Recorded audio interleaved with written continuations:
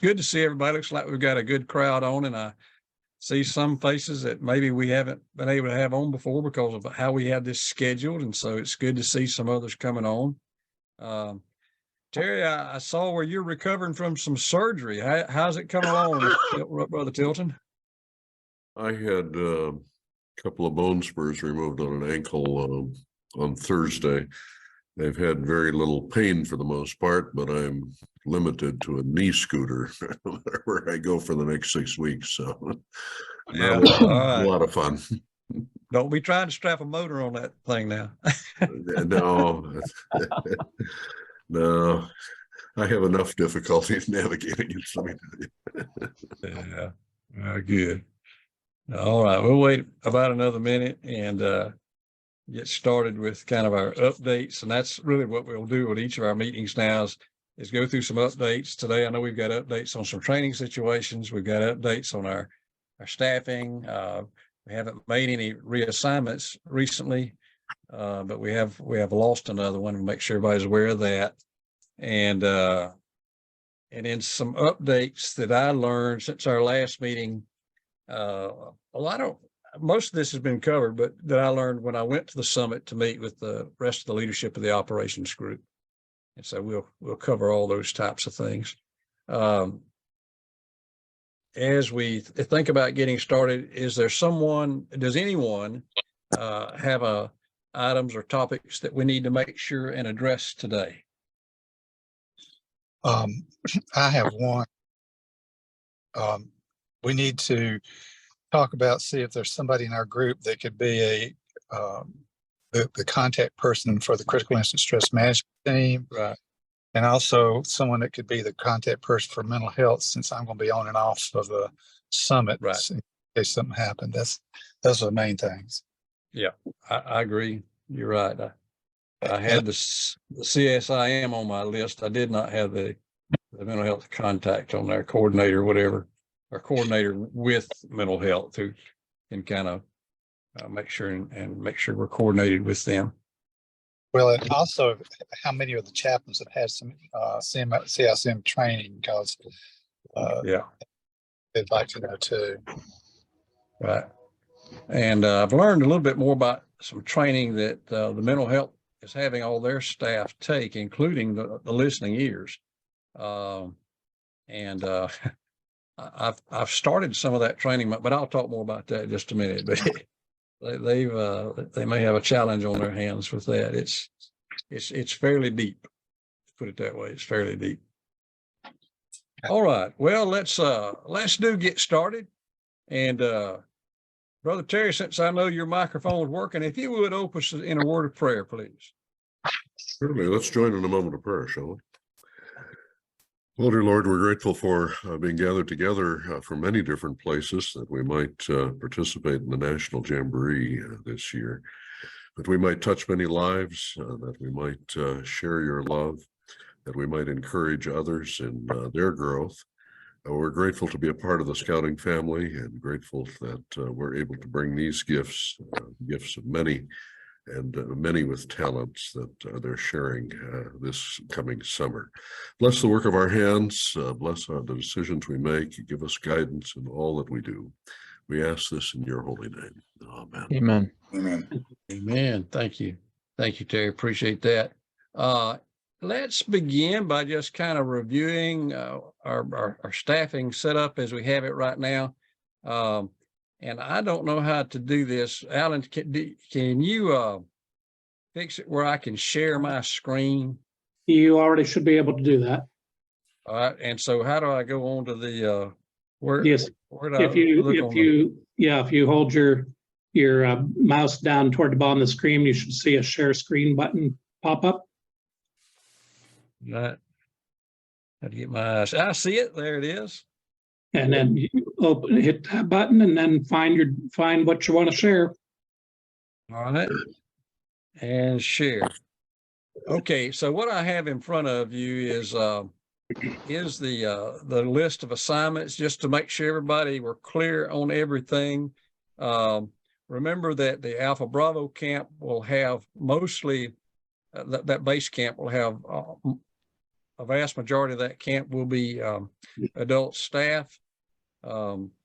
There one exception, it would include some 16 and 17-year-old staff in A3. A couple weeks ago, I did meet both Norm and Phil Malika, the chiefs there. They're great guys. They're going to be easy to work with, great to work with.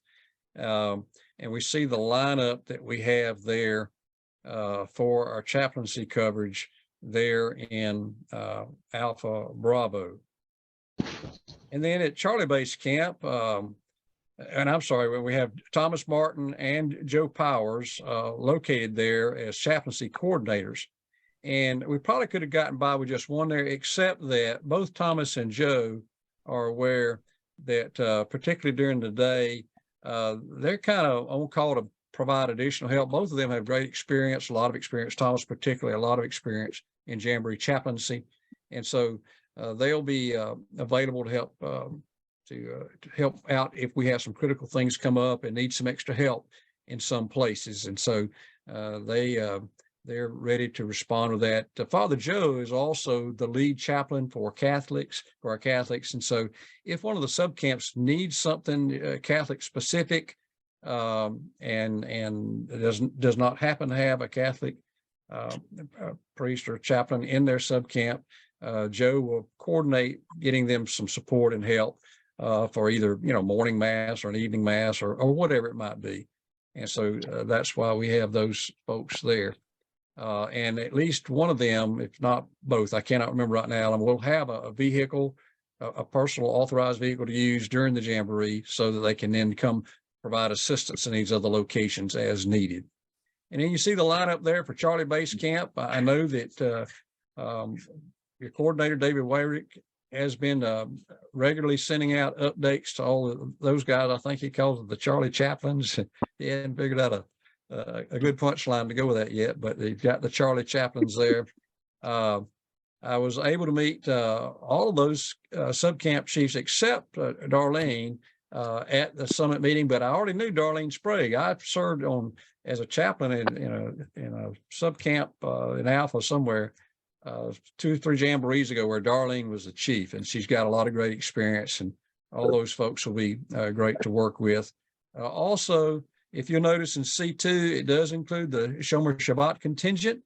And Ravi will be there. Abraham Hoffman. Avi. Javi. Is it Javi and not Ravi? Well, it's Rabbi Avi, so it's Avi is his name. Oh, okay. All right. I knew it was something like that. You got it. But now he'll not just, obviously he'll be able to help them with that, any needs, particular needs they have, but also he'll be there in general support, as all the rest of our chaplains will there in Charlie 4, C4. And in the Delta Base Camp, you see Terry Tilton and then Art there with us and as coordinators there. And then again, James Hendren is a long chief there in D1, long time subcamp chief, and has served as a base camp chief before. Great guy to work with. I met Phil Victor a couple weekends ago, David Bush, and I think Tracy, but not Craig. You'll notice that we now have a blank spot here in D2. We lost, I can't call Patrick's name, Alan, help me. We just lost this last week. I'm sorry, my brain's a little tired. It'll come to me. Yeah. But we did lose a chaplain assistant there. You said you were going to be doing a job for him. I'm sorry, what? All right, Blake. But Blake picked it up this morning. I got him muted. Go ahead. Okay, all right. And then, but you'll see the rest of the lineup there in the Delta subcamps. Notice that Ray Turner in D3, Ray Turner and Vern Wright will be kind of tag teaming out. I did discuss the challenge that they presented with that tag team schedule because they have the session 1 staff leaving the day before, not the day of, but the day before the session 2 guys show up. And I said, why don't you have them tag in and tag out the same day? They said, well, that's too much moving around. Well, no, it's not. And it would have made shuttles a lot easier. Anyway, I don't think that's going to get changed, but I did try to make a case for that. And then you see our support folks there at the bottom, our at-large folks. We've already mentioned, y'all heard Jeff Thompson, you heard his voice a little while ago, and then he'll be our external off-site medical guy. Greg Godwin, you also heard a little while ago, is our summit chaplain, and will also obviously be able to help us with a lot of transportation logistics issues. And then you see Alan, and then the young guy, Patrick Bradley. Patrick, are you on today? Didn't notice. Okay. He's all the leadership's encouraged to have a young person kind of, I won't say necessarily in training, but to make sure that we keep a youthful flavor to the things that we do, and a reminder of that. Let me back up real quick to Charlie mentioned that Nathan Williams is in the process of getting registered. He may have to leave us a couple of days, 2 or 3 days early. Now, Nathan has a tremendous amount of experience, particularly in working with ventures or chaplaincy role, but he is also privileged to be one of the chaplains to go with our U.S. contingent to the World Jamboree in Korea. And they leave fairly soon, well, like the next day after our national jamboree is over. And so he's going to have to cut out a couple of days early to kind of clean things up and get ready to be gone again.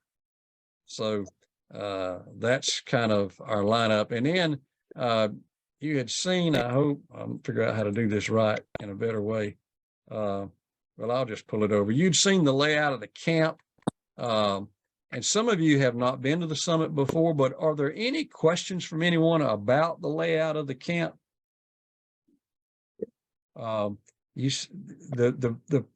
big blue letters are the base camp headquarters. So here's Charlie, well, I'm sorry, they have them color coded. Here's Charlie, here's Delta back over in here. In years past, we're used to Jambo Hospital being over in this area, but the Jamboree Medical headquarters center stuff is now going to be up in this area up here right next to Piggott. But those of us living in Charlie and Delta, we will eat in Piggott most likely, although they may try to gather up some runs to go eat over at Fork in the Road, which is right over here. Here's the Fork in the Road is this building right here, I believe. And you see where the Alpha and Bravo subcamps are. The parking for our vehicles. Ed, may I interrupt with a question? Yes, you may. Please go ahead.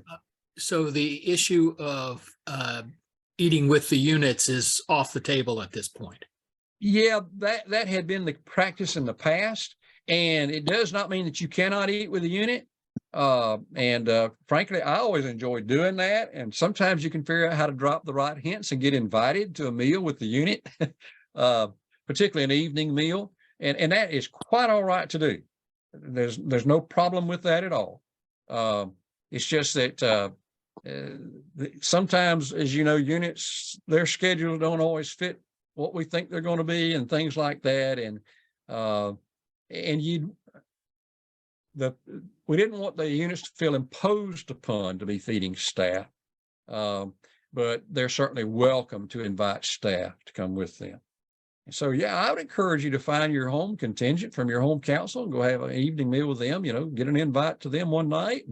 And some of those that are in your subcamp, get an invite with them. Know that as part of our meal schedules, when we go to breakfast, and whether that's, you can eat breakfast with a unit, with a troop or a crew. When you do that, when they draw breakfast food, they also draw lunch food. And so that as scouts finish breakfast, one of the things they do is they pack up their lunch for the day, so that they go out and do program around the Jamboree, and they have their lunch with them. And if you eat breakfast with them, and there's plenty there to do that, you would do the same thing. If there doesn't seem to be enough, then we can always make provisions. You can always swing back by either Piggott or Fork in the Road, depending on your eating location, and draw lunch items. The great question, though. Other questions about meal service or anything about our locations? Some of you recall that this is the arena area for past Jamborees, but now it will be the location of much of what I call our movable program. Movable program is things that are kind of tent based and can be kind of set up anywhere on the Jamboree site they wanted to, whereas things like the shooting range and the skateboard track and the zip line, those aren't movable really. And but the thing, so there'll be a lot of program in this area where the arenas used to be. And instead of a large opening and closing arena show this year, there will be 4 base camp bashes, and they'll be held at various locations. Most of the base camp areas have a cleared out area that may have a stage up. I know they did that at the last Jamboree, where you can do something more localized. And those shows will be smaller. You'll only have maybe 4,000 or 5,000 scouts there instead of 30,000. And it's intended to be more engaging, more interactive with the scouts that are there. And so you want to catch one of those shows or more. Feel free to go to those. We'll say more about that at the Jamboree, of course, because we like to kind of hang around in the back of those things, and sometimes needs pop up, and we can be helpful in responding to those needs. And so we will be sensitive to the needs that might be there. In fact, Ted, that's a good point for us to mention that a lot of times for these shows, what we have done is we've actually embedded ourselves with the medical teams at whatever locations they're using. I know at some of the Jamborees, they've had both the permanent facility in the back, but they've also had a first aid station down next to the stage. So wherever they have them located, we'll have chaplains assigned to those areas, so they're readily available to assist. While I'm speaking for a moment, I'll mention that I think since our last conference call, we've actually possibly had 3 persons that everybody didn't know had dropped from our team. Brandon Simon, LDS person, got a reassignment by the LDS Corps leadership group, so he won't be with us on the chaplaincy team. Bob Bretsch, United Methodist, had to pull out for health reasons. And then Alan Pinkley, who's CME, was one that most recently pulled out. So those are the 3 that we've probably lost since the last time we talked as a group. I have a question, if I may. Sure. You've indicated that the parking for this group will be at A, B, over near the parking fork in the road. And I was wondering if it's possible for those in Charlie and Delta could park at the Piggott Center. No. No. And let me clarify when I say parking. We'll have use of our private vehicles. When you get to the Jamboree, you'll come in, be able to drive to your sub camp and offload your gear and all that kind of stuff. And then if there is any space, continue to have it available until the night before the troops arrive, the contingents arrive. And then all of staff parking, except for those few folks that have who have a POV pass, but all the rest of us will be parked, including myself. We'll park over in the back side here, I think on the back side of A3 or A2, maybe it's up in here in A4, but we will park over in this area. Now, should you need to go out for the day, if you have a day off, have you scheduled with your group and want to go into town for the day, visit the laundromat or whatever else you want to do, then we'll get you a ride from your sub camp, or your sub camp staff can help get you transported over to your vehicle, and then you're free to go in and out and come back into here, and then contact your sub camp and get a ride back into your sub camp. But no, there is very limited space, vehicle space, around the base camp headquarters or around any of the sub camp headquarters. That parking space is very limited. Vern, to answer that question more, the Piggott Center, they don't even have enough room for all the vehicles that need to officially be there to do their job. So they're having to really sort out what alternatives they have for those persons who need to have vehicles and need to be there. So yeah, that's why they're making the AB parking, which is still better than the one out by the Ruby Center. Yeah, Yeah, if you weren't at prior jamborees, we used to, it was really truly dead parking. It was way out by the front entrance, and you rode a bus in here with all your gear and all that kind of stuff. And so with the Yeah, I've jamboree done being that. a bit smaller this time, where it's a lot more convenient to get your gear dropped off. And then once units leave on the 28th, they're gonna get my date right, at 29th, whatever that day is. Then we'll run shuttles. The subcamp teams, most subcamps, or at least each base camp, will have a van, and they'll run loads of staff, of subcamp staff, which is where you'll be, out to the parking area to pick up your vehicle. And once the troops are gone, those buses of all the units are cleared out, then you'll be able to drive in, because the scouts are gone now. The youth are gone, and you're able to drive in and get your gear loaded up, and be ready to depart the jamboree. So that's how that parking logistics will work, Bob. Ed, for those of us that'll have a permit, my understanding is that we will be able to drive into the subcamp if necessary, even though we may be parked over at A. No, if you There are have five of a, us. There are five of us that are on that. the five of you, and that's, Alan mentioned that a moment, the five who have personal operated vehicles, we're trying to have one in each of our base camps. And there's is supposed to be a parking spot. We're trying to arrange a parking spot for you at your base camp headquarters. All right. Because you don't need to be taking time every day to go over there to get a vehicle to come back here and then use it. Well, that was the issue. It It takes an hour to get over there, an hour to get back. I mean, this is the reality. Yeah. Yeah, and so no, those POV vehicles, there are five within our chaplaincy team. And again, most of them are located at a base camp headquarter. And those would be parked very near your living space and your working space at base camp headquarters. Your base camp chief will also be able to give you more direction to exactly where you can park.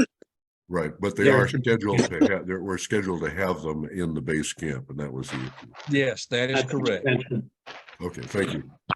Well, So I have a question. I'm one of those guys that's going to World. Hello. And Yes. so I had planned to leave on the 27th.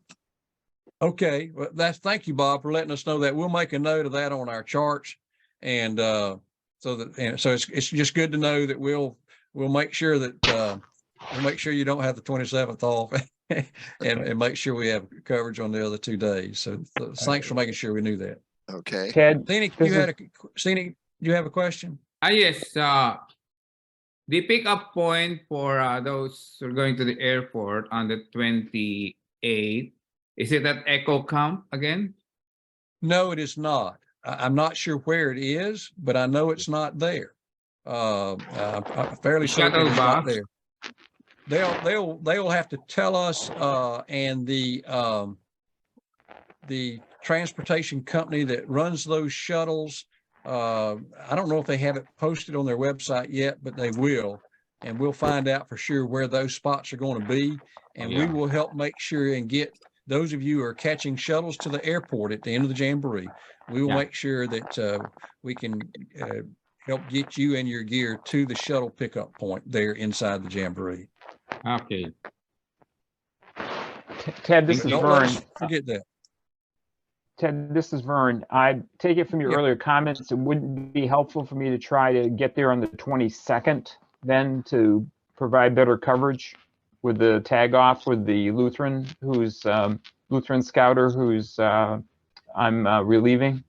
Yeah, I would personally love that. I don't yet have authorization for that. I'm working on it, but of course you already got your flights made also. But sometimes flights are changeable, and if I can get that authorized, I think that'd be a great thing to do, because I would love for you and the chaplain with whom you're tagging out to be able to sit together for an hour or two and bring you up to speed, and that type of thing. Yeah, well, I'm not awfully happy with. Yeah, I'm not awfully happy with my arrival time on the 23rd because it's later in the day. So if I could make that switch and change, and we can get authorization to get me in on the 22nd, that might work better.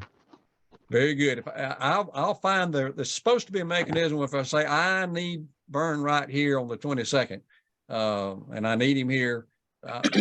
Somehow I'm supposed to have a way to get some kind of approval to get you in, and I will work on that, Vern. Make sure and Thank you, ask me Ted. about that in a couple of weeks.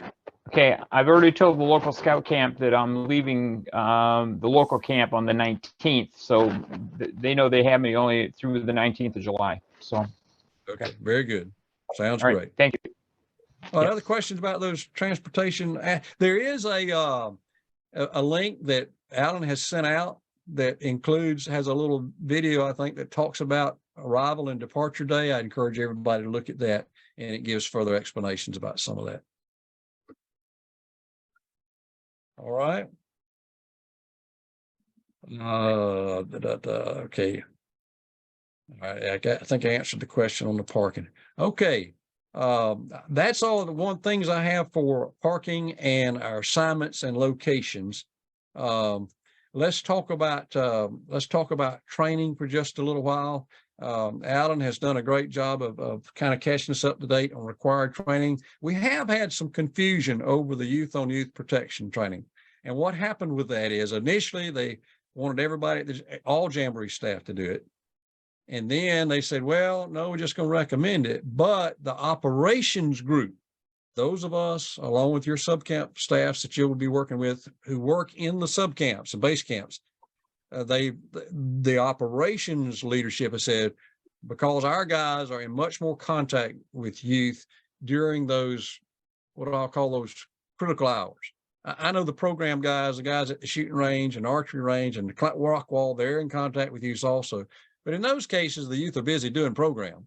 And so you don't have some things that you might show up at other times. And so the operations leadership has asked that all operations group, which includes us chaplains, to do the youth on youth training. And actually, I think it's officially called peer-to-peer abuse or something like that.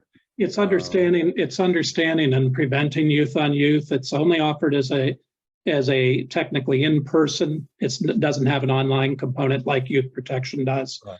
So that's why I encouraged you to contact your councils, because all of your summer camp staff is required to take that training, and which means some of you serve as chaplains at your council camps.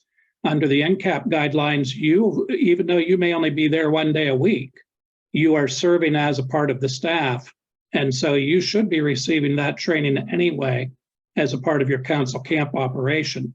So it's a good training for you to receive. It'll take care of some council requirements for NCAP as well as for Jamboree at the same time. So, if you're not serving on your council camp, you can still find out when they're going to be training their staff. Right. And go that day and say, hey, and sit in on it. It's about a 2-hour training, and it'll open your eyes. It's interesting. Certification form for it, do you know, that needs to be filled out?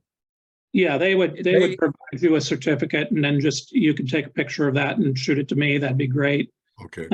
The other option is the link I sent, the Zoom link I sent, that the 2 nights in May that it's being offered is your other alternative. Right. Thank you. I do know that when I took it at the summit 3 weekends ago, and in that case, they didn't have the certificates, but they did have a training code. He said, this is the code for this training. Go home, talk to your council training person, and have them put it in on your profile. And I did that. So that worked in my case. So I may have, for Alan's benefit, I'll have to print out my training page that shows what I've taken and turn that into him so I can get credit for it. And I trust many of you I know, because I was in classes with you on the mental health first aid. I trust that's going well, and I hope several of you are able to do that. I mentioned earlier the other training, and Jeff, I don't know if you were, Thompson, if you're aware of this, but the listening ear staff is been asked to take psychological first aid training. And it's a slightly different structure, maybe a little more in depth. But it's kind of it's interesting. And it is intended more for those, what I'll call mass or large group situations where a crisis has occurred. It's not the same as critical incident stress management training, but it is more intended for those large group situations Whereas my notice about the mental health first aid, it's more for an individual scenario, although certainly could be applied in a large group setting. So I know we're asking a lot of training for you, but most of us work in ministry, we work around people, and it could be tremendously helpful to take this type of training. So Rick asked a question, can we do either the Zoom youth on youth? Does it have to be next? No, I think it's one or the other on that Zoom meeting on the youth on youth training. It's my understanding it's two different offerings. So just giving you two options. Is that correct, Alan? Is that your understanding? That's my understanding as well. Okay. Good question, though. Very good. The other question I got asked, which kind of relates to youth protection, so I'll go ahead and answer it at this point, is what is the protocol for reporting at the Jamboree? This is a little bit different than what it would be for most of us in our camp environments and so forth. We'll be given an incident procedure to follow when we get to Jamboree that will give us the steps. Basically, it all ultimately goes through the Jamboree Operations Center, and then they take care of the police reporting and involve you as necessary from there. The one thing that some of you may or may not be aware of is that actually we have typically in the Jamboree in the past, we have had police officers on camp from 5 different states, Kentucky, Ohio, Pennsylvania, and Virginia. In addition to West Virginia, have state police officers or state patrol, depending on what they call them in their particular state, that are there to supplement the West Virginia state troopers in providing additional police authority security on the grounds. And so my guess is that if there really is a full-blown youth protection incident that comes up that's happening at camp, you will see police involvement pretty immediately through those channels. But stay tuned. When we get there, we'll make sure you have that information of how to do that reporting. All right. Good. Very good. Okay. So that was, and I know I mentioned earlier, we're putting a lot of training on you, but again, I think it'll be useful for us, and I think it's good for us to be as trained as we can. And speaking of that, you heard Jeff mention earlier the acronym CISM. That stands for Critical Incident Stress Management. And so when there is a critical incident, such as, maybe it's an automobile accident or several kids have gotten hurt, or heaven forbid, there's a death and people are exposed to it, they're aware of it, that type of thing, and people respond. And responders respond. And critical incident stress management, in a nutshell, not only helps see about the issues, mental issues of those injured, but particularly the responders. Responders are having to deal with a lot in those scenarios. And so this falls under the National Incident Management System. Those who have been trained in NIMS are familiar then with the critical incident stress management role and the role that plays. And so we are looking to see, we will want to have 2 or 3 of our chaplains assigned to a critical incident stress management team, but we need folks who are trained. So I guess and we'll put an email note out asking Alan, if you would remember to let's ask and see who is trained or who might be willing to be trained. But now the training is not easy. It's not cheap. I'll just warn you about that ahead of time. We've been blessed with our mental health first aid training to be able to do it at no cost. And let me stop there. Has anyone had that training, critical incident stress management? Well, and let me say there's several different trainings you can do. This is a broad thing. I would think the 2 that you would probably, or at least the one you might want to do, is the one-on-one, the individual sitting down with people after an incident. But there's also a group training too, where you learn how to do group debriefing. So those are the 2. Now they have pastoral intervention, but they have 3 different courses for that. And I don't think we necessarily need that at the Jamboree. So I would think if we're working with mental health, it would be the one-on-one, or it would be the group debriefing. Either one of those I think would work, because they both touch on each So I don't think you necessarily have to take both of them. So you can see which one's offered in your area. All right, good. Thank you, Jeff. And I didn't see anybody indicate they had had that training. If you have an interest in that area, check into what training might be available in your area for you to be able Jeff? to take that.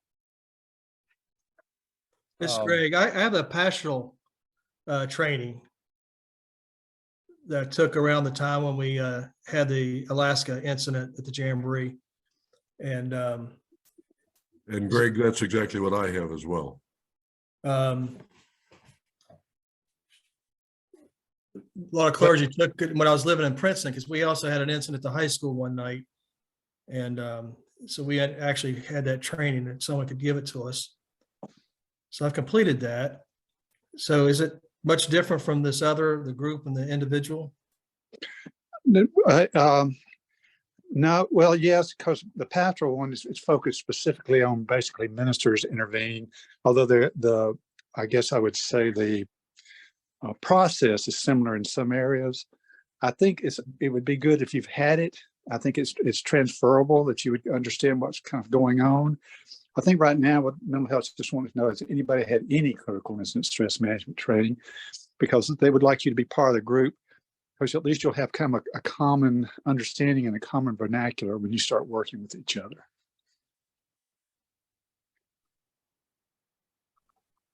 All right. And Jeff, Joe Black is indicating he's had the CISM training. I'm not sure which module, but that's another person we might follow up with. And so Terry, Greg, and Joe we may be talking with you further about serving on this response team, a CISM response team. It is also the type of training that, for instance, if your town, if you have a tornado hit or people otherwise have to be evacuated to a shelter, I mean, that's a trauma event that can induce obviously some challenges, mental health challenges. And this training would help you know how to go into that evacuation center and help work with the people there. The folks running that operation hopefully had also been trained in incident management, and so they would know how the CISM ties into that, whether it's again group stuff or one-on-one stuff. So again, it could have lots of other applications other than this Jamboree. None of them are good situations, but they are happening in our world. And let me just say that you'll be working with the mental health group that's doing this too. And according to the job description I got, this would be your responsibility to be available to serve at least twice on the CISM on-call schedule, adhere to all CISM protocols, policies, etc., participate in a pre-Jamboree and on-site training. So if you've had it in the past, this would be a way of kind of catching up and getting ready for the Jamboree.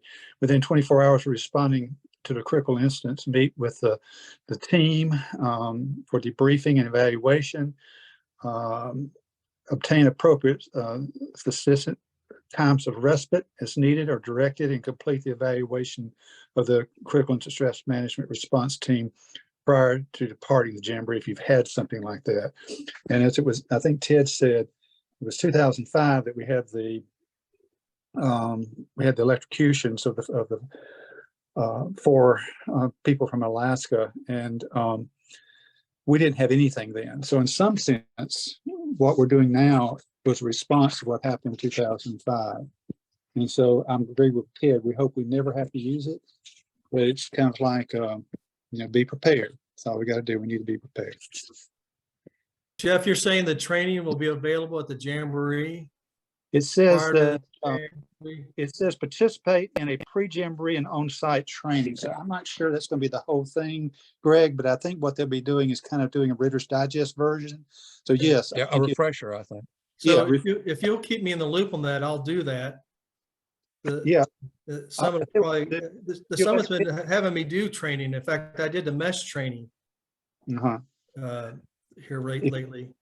If you could let Ted, all of y'all could let Ted know if you've done this, and Ted, either you can contact Steve Bisbane or let me know. I'll contact him so we can start making those contact with mental health. Yeah.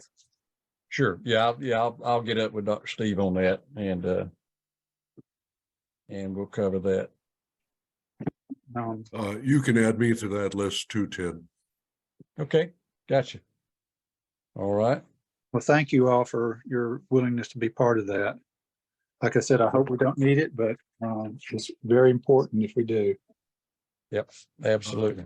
At the 2017 Jamboree, I was specifically brought on to the base camp in D to work with the mental health component.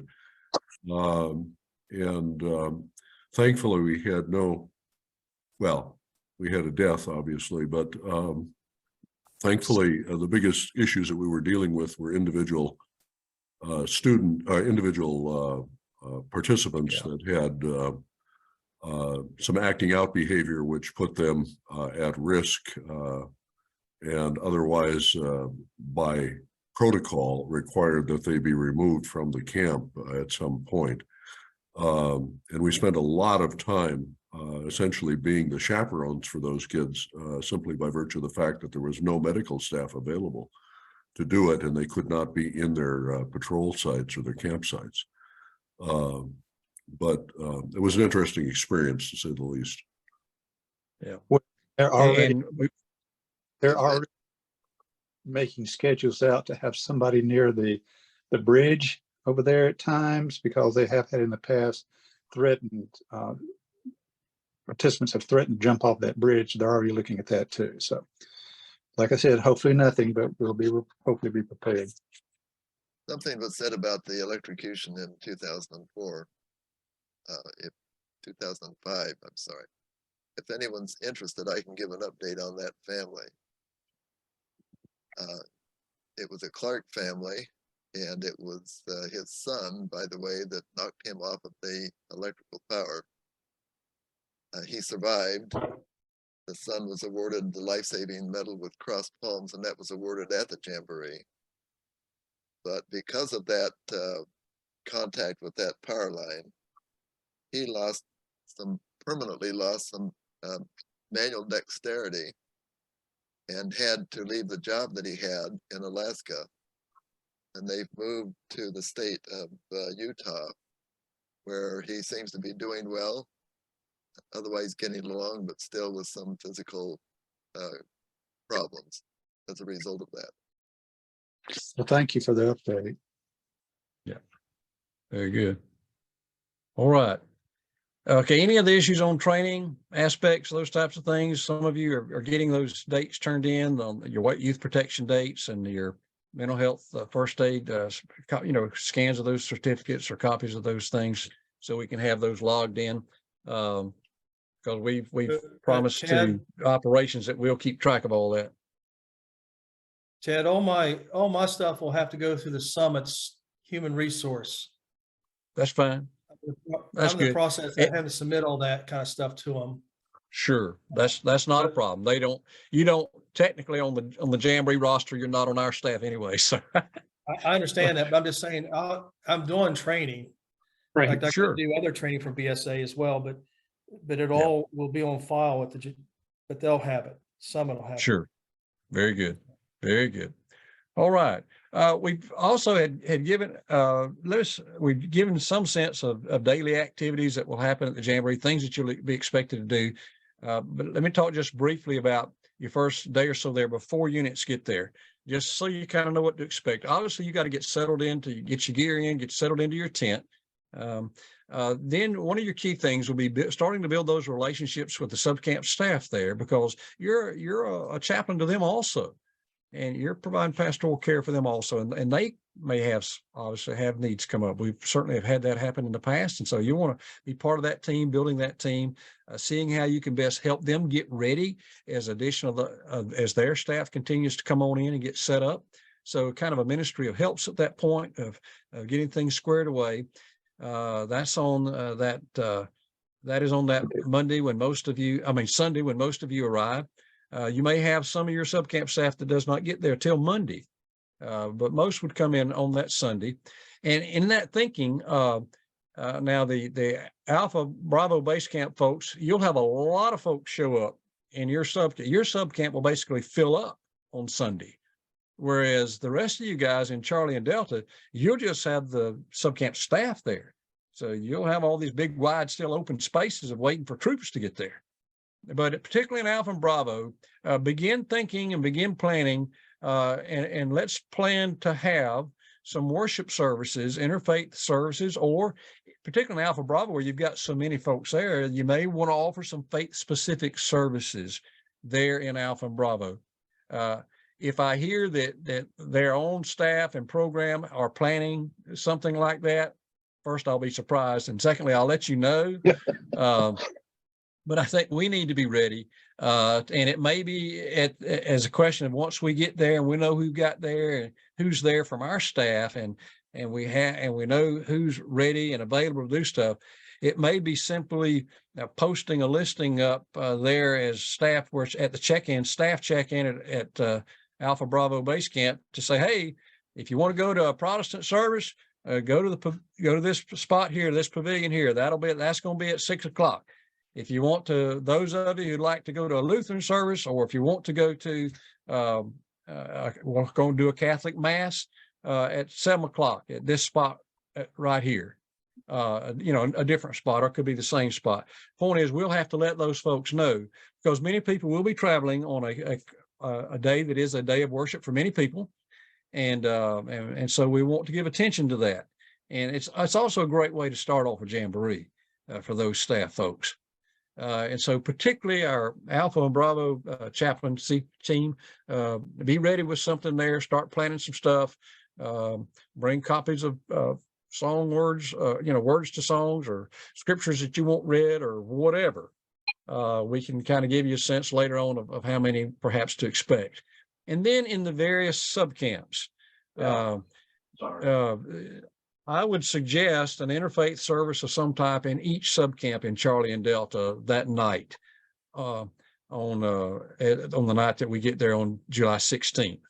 In each subcamp, you'll only have 12 or 15 guys there, but and maybe only 5 or 6 of them would want to participate in an interfaith service. But what a great opportunity to yet do that.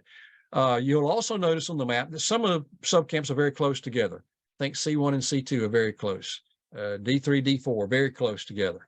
D1, D2, both up on the hill. Yeah. And so you may want to combine in 2 subcamps together to come together and have an interfaith service. If we're doing I would suggest somewhere in Charlie and Delta that we do hold a Catholic Mass that evening. And there is a pavilion that's located in both Charlie and Delta base camps.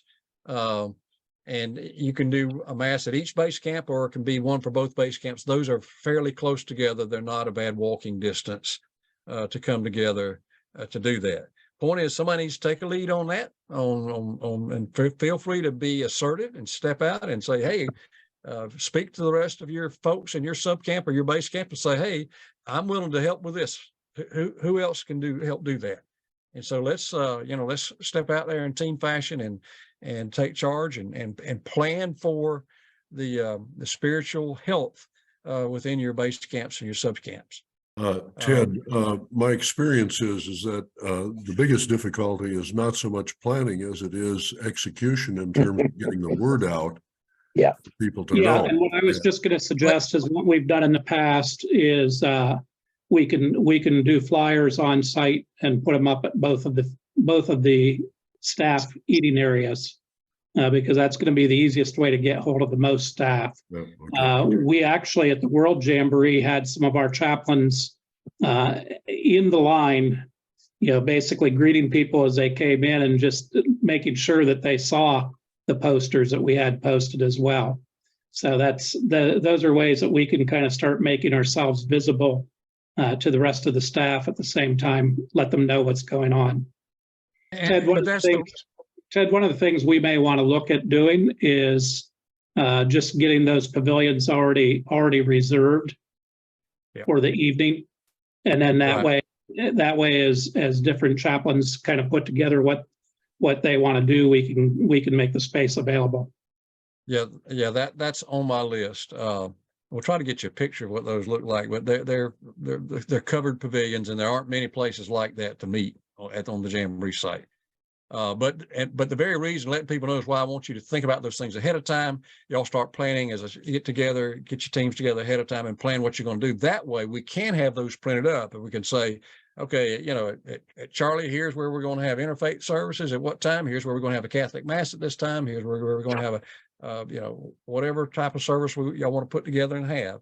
And that way we can, again, post those at the eating areas for all subcamps, but then specifically at each subcamp headquarters also as staff check in. They can see that. And Alan will be there earlier. He'll be there a day ahead. He can certainly have those things printed up and ready for us to have posted first thing as staff begin arriving that morning on the 16th. Ed, Okay. can Yes, we, can Frank? we? All right. Frank's muted. Okay. Go ahead, Art, with your question. And Frank, we'll come back to you. All right. So I'm thinking about the way things happen at Philmont, that there's a worship hour that basically everybody gathers, you know, the central areas and all, you know, and all the faith services. Do we have enough? Would we have enough locations to do something like that? So that I mean, it's kind of like de rigueur that maybe 7 o'clock every night or 6:30 every night. There are interfaith services or separate faith services or something, and we can establish a regular schedule, and we're not, you know, we're not trying to get them on the schedule at the last minute, but it's all laid out in advance. Art, and that concept works great at Philmont, and of course they do that every night because they have folks coming and going every day. Right. We have slightly different scenario, and you've hit the key challenge, and that is we do not have enough locations. Gotcha. For those places to do that. Now, the following weekend, there will be locations set aside and we'll divide up, and some may have to be at different times so that two groups can use the same spot. Yeah. But yes, you'll want to have a Sabbath service. I think for us, we're not going to conflict with anybody. We need a location Friday night and Saturday morning, and I'm going to be in D. So I think I'll put a reservation in for D for Friday night and Saturday morning, and we'll be fine. Sunday morning, the Shomer Shabbos group has a tent, and all of our Jewish activities will be in the Shomer Shabbos area in their tent on Sunday. So we don't have a problem with Sunday. Very good, very good. All right, Frank, you had a question. Yes, Ted, I was just wondering, will the sub-camp chief contact us before we get there so that we can somewhat coordinate the religious services that he may have already set up a time for? There will be contact ahead of time. If you have not heard from him soon, you're welcome to contact him, and I'll make sure and get you that contact information. But let me just say that he has a lot of things that he's dealing with and trying to work with and have happen that day. And he will look to you. He'll look to our chaplaincy team to schedule, to come to him with a proposed schedule for when you might do something there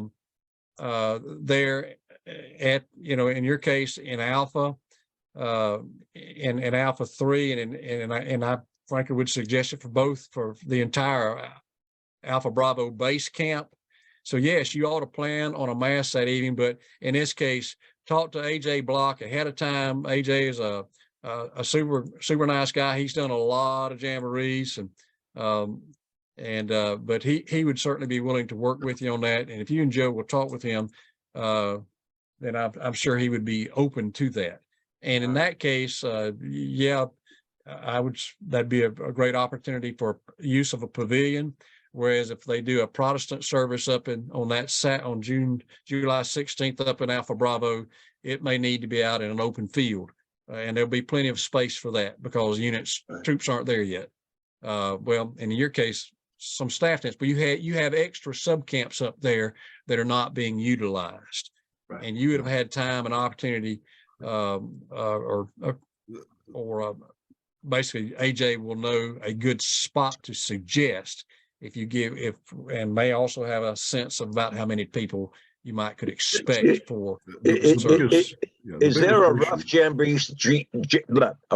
jamboree schedule that indicates troop meal times and activity blocks and so on? I mean, it doesn't need to be precise, but a rough schedule so we can get an idea of the flow of the day.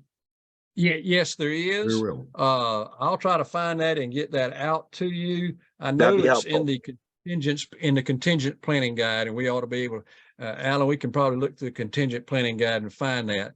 But generally, I'm scared to quote the times. I know they're out of the campsites by 9, and they're not due back in until 4. They eat around 6 in the evening. They eat around 7:30, 8 in the morning. They eat around 6 in the evening. Of course, and you heard me say lunch is on the road. But it'll have a few more details. Yeah. Right. And the other thing is that in planning any in-service worship activity, you've got to coordinate that around what's happening with the base camp and sub-camp staff and what's going on in the particular sub-camps in terms of special activities in the evening. There's lots of times when we'd like to do something, but quite frankly, it's not possible by virtue of the conflict that cannot be gotten out of. And so everything has to be well coordinated with the base camp, sub-camp and base camp staff. You simply can't do anything and expect anybody to be there without having that coordination. And in that case, the things that you do in the sub-camp after, on maybe a daily basis are things you'd be able to obviously have materials ready for, but in terms of actual scheduling, you might not know until we get to the Jamboree and we have more precise schedule on program. We know which nights they're doing these 4 base camp bashes, which nights they're doing them where. All that'll come into play. And then the major faith groups will have specific services for faith groups on the following on Sunday the 23rd. So expect that. We will not be in charge of those services. Our chaplaincy team, as a team, we won't be. But obviously, our faith groups may call upon us respectively to assist with those. But your faith group is getting more information about how to plan for that, who to plan. Some of the groups are already, inviting in special speakers and things like that, which is a great thing to do. Okay, that's worship schedule opportunities. Who's coordinating those services?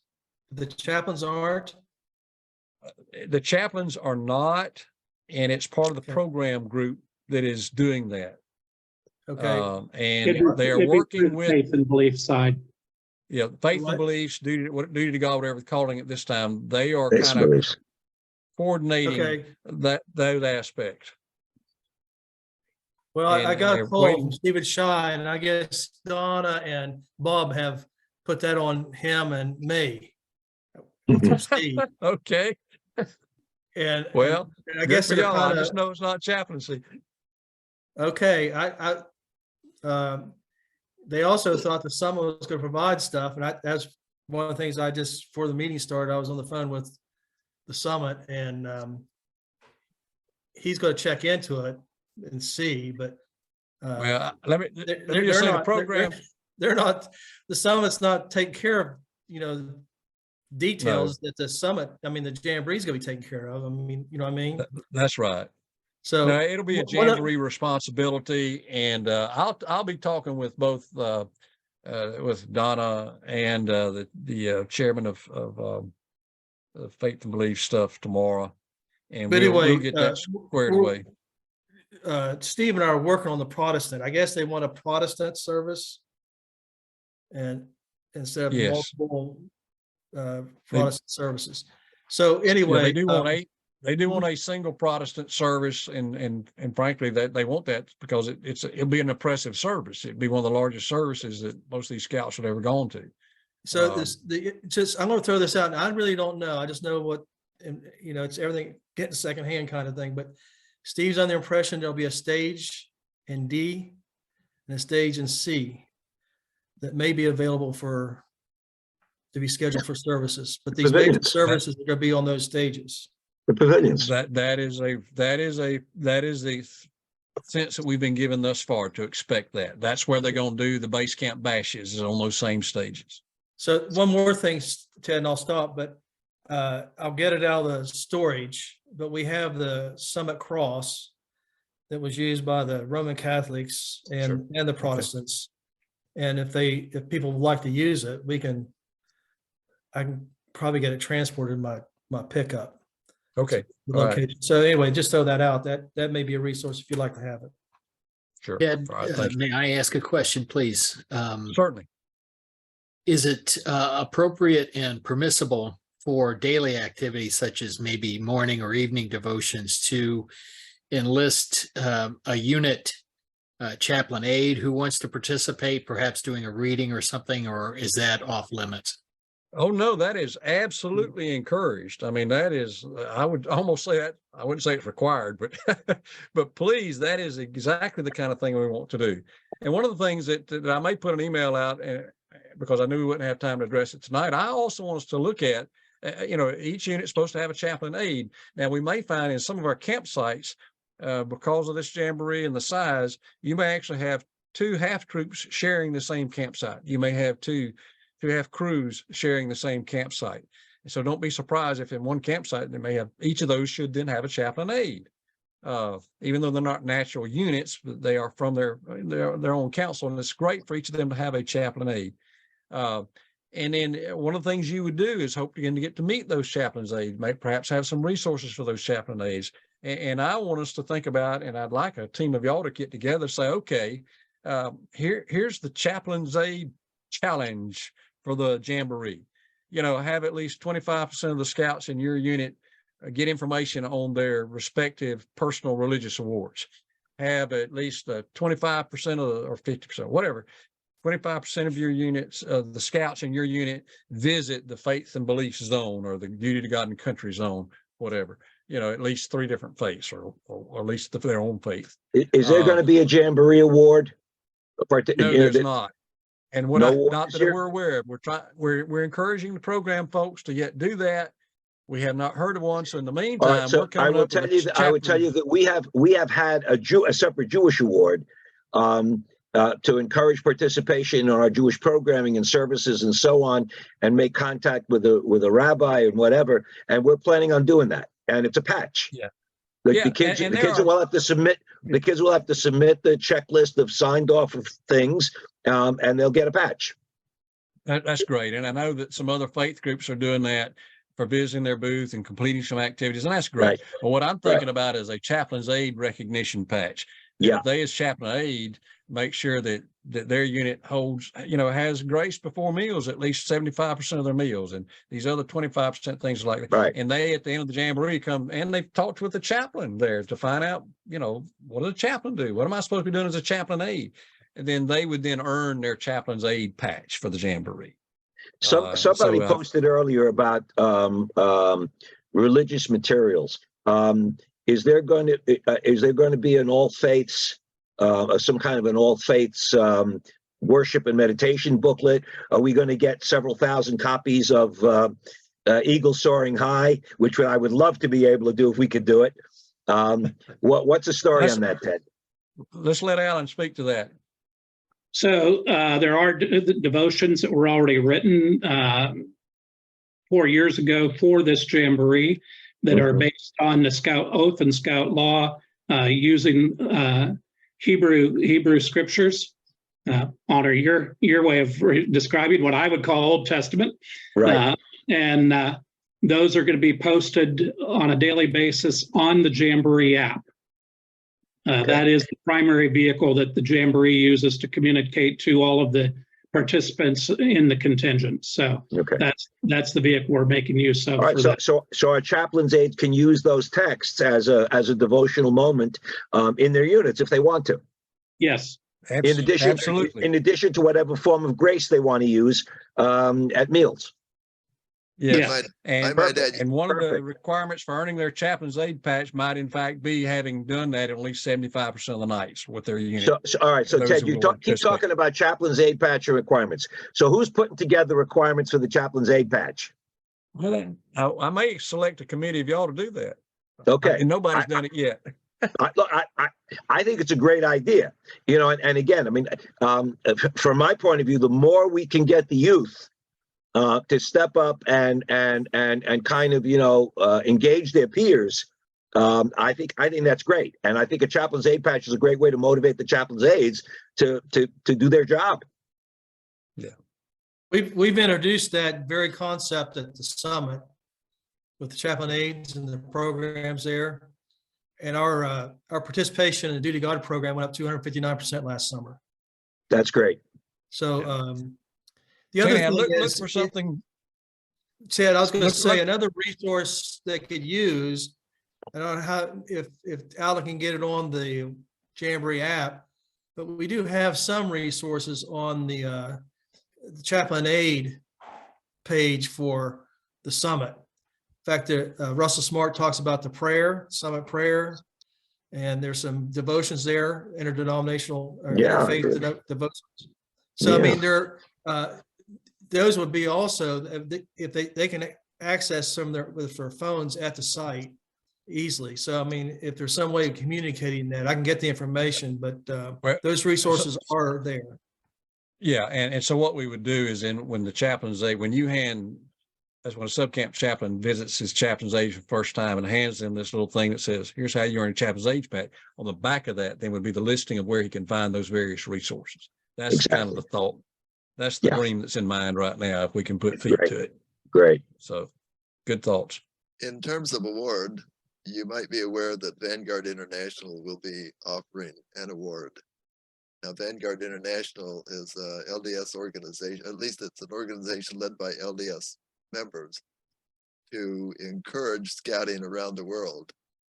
But their award, I believe, in the past has been obtained by people of all faiths, and they're all welcome. And I think that it's something that they would be happy to have. I've seen many of them in past jamborees wear that award around their neck very proudly. Yeah. Great. Yep. Very. Yeah. Y'all done a great. The more the you've done a merrier. great job with that. The more the merrier. Yeah, this is Don. The Vanguard Award is being called Be a Light Award. And it is available to all that fulfill the requirements. Great. Good. Very good. All right. Okay, I think we've answered most of the questions about, so there is more information to come about services on Sunday the 23rd and that weekend, but particularly that Sunday morning.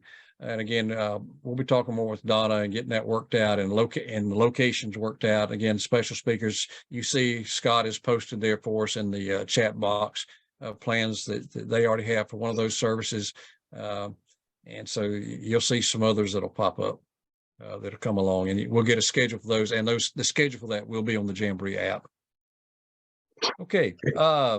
Goodness, we're running out of time. We're going to start losing folks here. We're out of time. So what other critical things do we need to think of, and what other resources have y'all occurred to y'all that you need? It comes to mind right now.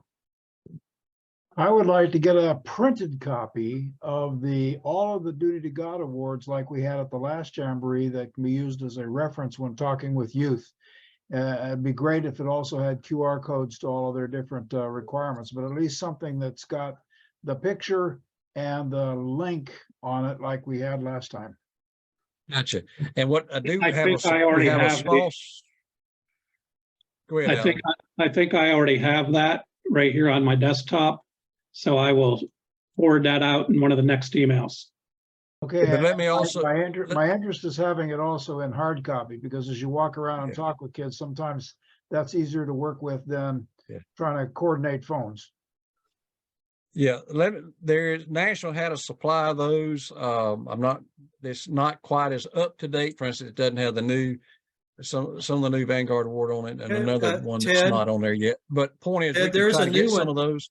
There's a new edition that just came out last summer. It did, okay, but it's not printed. Yeah, well, you can print it. They're not going to print it. You got to print them yourself. We'll see what we can do about getting some things printed. Okay. Yeah, we'll also have the display of the medals at the Jamboree site. Yeah, that's the other thing I would say is that that'll be a face of beliefs. If you get a scout hooked, send them to the Duty God tent so that they can see the displays that are there that from all of our faith groups, and they can learn about the various medals and programs there too. Yeah. I will Adair, see let if me I see can- about, Adair, let me see about getting a poster size for each of our subcamps to go stick up on a spot where the chaplains normally hang out that would have that would show those different awards. Yeah, that would help, but even the one we had last Jamboree that had the fold out, that's sometimes much easier to work with than trying to get phones and connecting to all the places. It's right handy. I hear you. We'll see what we can do. Okay. We'll see what we can do. Okay, good. All right. I had one last question. Yes.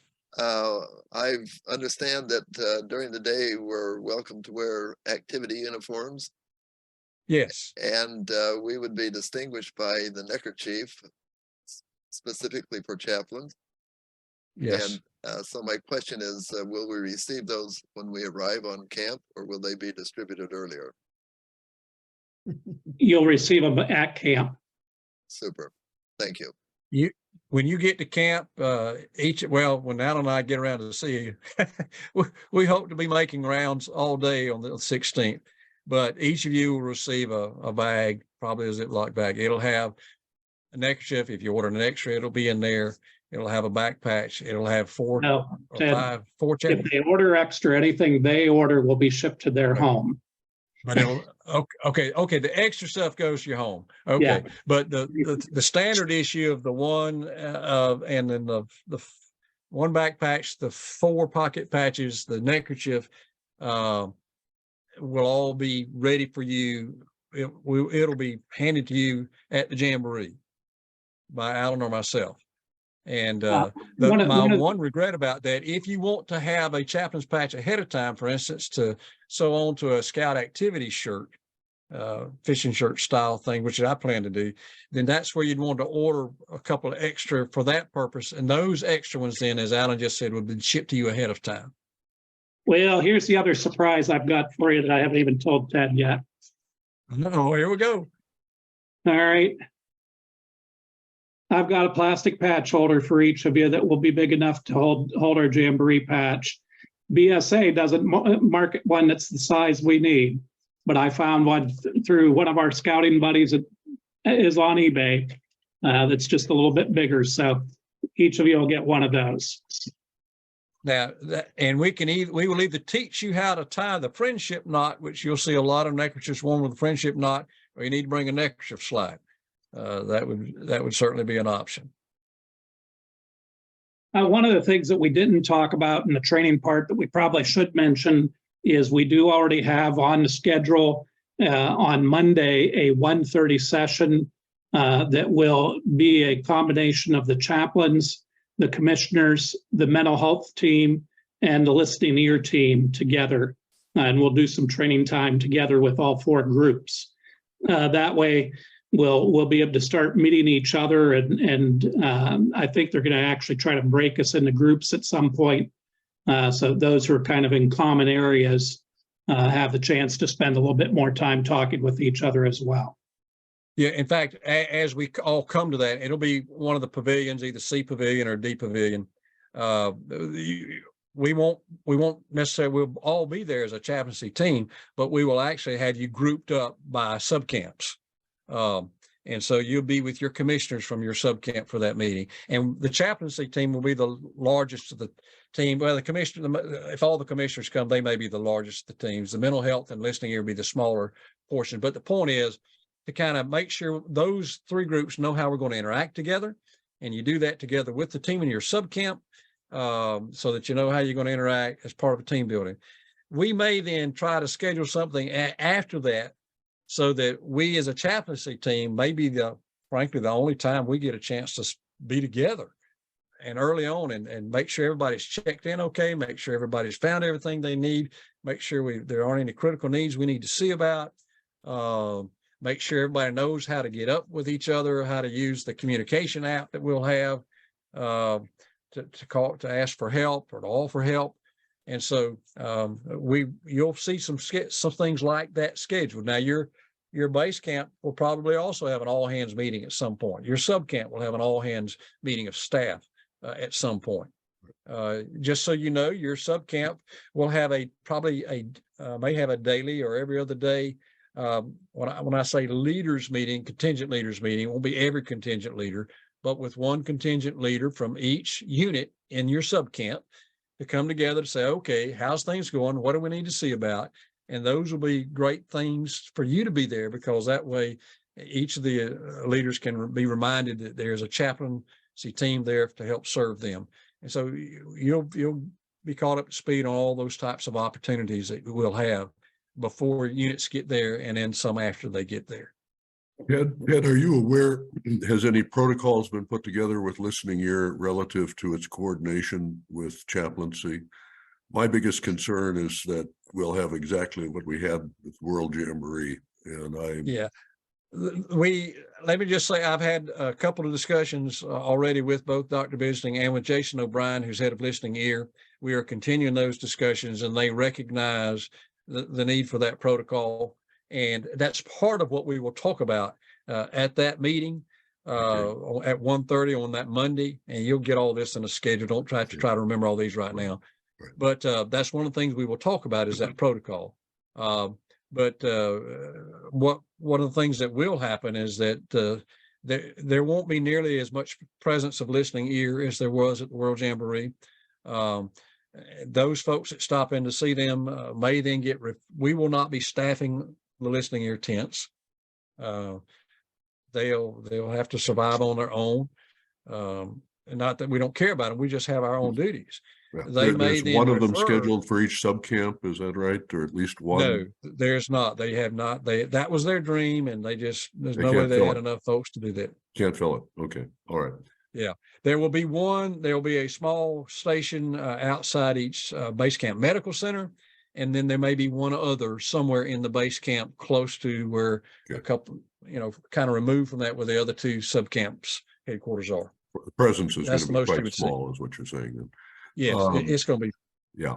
What I think all the chaplains need to understand that the all hands meeting, which is every day at the sub camps, they really need to be present, if at all possible, to understand what's going on in the sub camp and the issues that are going on, and also to have a sense of presence, and also to be able to announce worship services and opportunities as they come up. That is the only place where you'll be meeting them face to face with each other, unless you go one-on-one, which is virtually impossible with all the staff. So it's just vital that your presence be there as part of that team building. Good point, Terry. Okay, let me answer a couple of things that have come up in the meeting chat. The neckerchief with, I'm getting an echo for some reason. All right, the neckerchief with our activity uniform, yeah, that is normal for the Jamboree setting. A lot of the teams will be wearing neckerchiefs as a part of their activity uniforms as well. That really comes out of something that's been more the World Jamboree style of doing things, because uniforms are not the same all over the world. And so the neckerchief has kind of become the center of that uniform identification. The other question, the Jamboree app, this is the first I've heard that it's even out and available. So you're ahead of me on that one, Tommy, with your question there. And I have no idea what they've included in that you would be putting any information in, because my understanding is all that information in that app would be uploaded from Jamboree Central Communications. So I'll check it out and see what's going on with that. One other thing I would be interested in is Ted? understand that when the Scouts register, they put down their religious preference. I'd be interested in getting a report of religious preference for Scouts by subcamp, so that we can know who we're servicing and how to service them. Yeah, and unfortunately, you won't get that. Why not? That's the Jamboree is the only place in scouting where we've been able to at least capture that information, but trying to get that turned around and available, sorted by subcamp in the past has been impossible. Now, who knows? It could change. It is being worked on by the National Religious Relations Committee. It was talked about at the last NRRC meeting that they'd already gotten a registration download that was not sortable, but there was somebody else there that was going to do the conversion to make it sortable. So that's a possibility we will have that information available this time. Yeah, what I was going to do is not promise we could do it, but the fact that we're able to get a base input file, Terry, this time, so that is sortable. So we've got somebody working. So hopefully we'll see. Ted, But it would give you a sense of numbers, total numbers that you have there in your subcamp. Ted, on that meeting on Monday, of course, I won't be there in person, but any way for me to remote into that meeting? Yeah, that's a great thought. And yes, we remind me as we get closer to that, to let's make sure and try to have that capability there for that. Thank you. Vern, if we aren't able to actually remote you in, we'll at least record it and then post a video. Sounds good. Thank you. Because you're not the only one that would be second week persons that we can help make that available that way.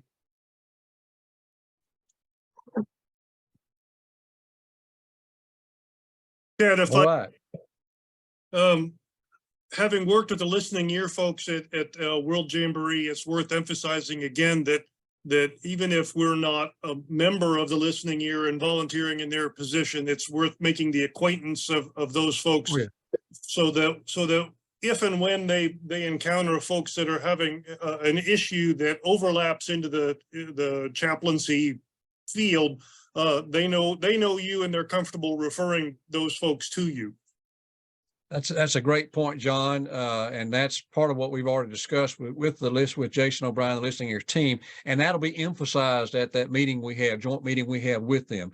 That's why you do want to meet them. You do want to stop by and say hello every now and then, not staff their tent for them, but say hello to them. Absolutely. And in fact, because they should be making referrals to you. A kid or an adult stops by and they hear something there that says, you sound like you need to talk to somebody. It goes, here's the chaplaincy team in your subcamp. Here's where you typically find them at the subcamp headquarters, whatever. And they would refer them to you. It would be a very odd thing. I don't anticipate chaplains ever referring someone to listening ear. If we run into something that we don't deal with, we feel like there's a mental health issue that's beyond our capability, that us listening and talking with them and trying to provide pastoral care, still we have concern about their mental state of mind and condition, their mental health, then we refer them to the base camp mental health team. Rather than we would not refer to listening ear, because typically our skills will be, let's say, more honed. We'll have our skill level for sensing those things and directing those things. If we've done our training right and doing our stuff right, should be frankly a little greater than listening ear. And that's not putting them down in any way. They can still serve a great resource as another outlet, as another channel for somebody who needs to talk to somebody. Go talk to somebody. But John makes a good point. We do need to get to know them, and they need to feel comfortable referring to us. Where is that going to be located? I know where it was last time, but of course this is an entirely different setup. Yeah, it is entirely different. And so there, in your base camps, there will probably be one. It'll be a small table with a small 10 by 10 pop-up, and it will be located beside the base camp medical center. That'll be one that's in your base camp. The other one will be at the kind of the other end or the other half of your base camp. Most of the base camps are kind of laid out kind of half and half. And some of you are familiar with that, and so that's the best location we know right now. Actually, I don't know if they've loaded it yet or not, but they have on the interactive map that you can access through Alan's SharePoint site.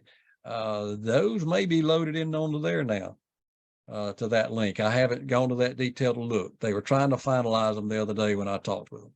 I would anticipate the listening ears would probably be as much guides to helping youth with questions and